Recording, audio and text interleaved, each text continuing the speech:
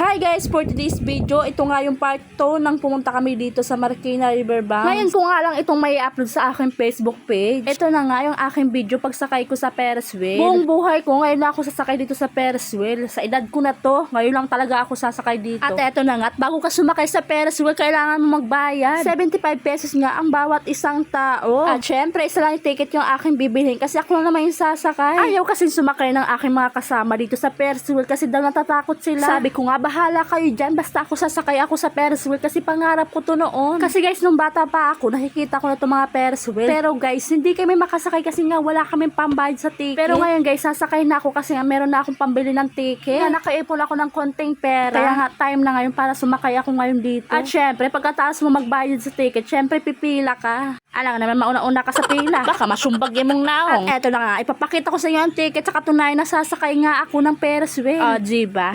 Kailangan pa na ebidensya.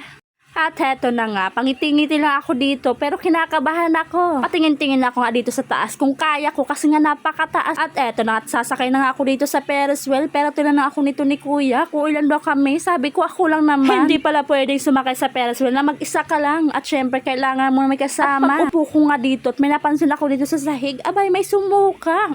Sino kaya yung sumuka? At tulad nga sinabi ko, hindi nga pwede mag-isa dito sumakay sa Ferris wheel. At eto nga, may kasama na nga ako. Napapasana ulang nga lang ako dito sa aking kasama kasi nga magjowa sila. Pero ako mag-isa ako dito. Bakit ganon? Sino yayakap sa akin? Natatakot ako.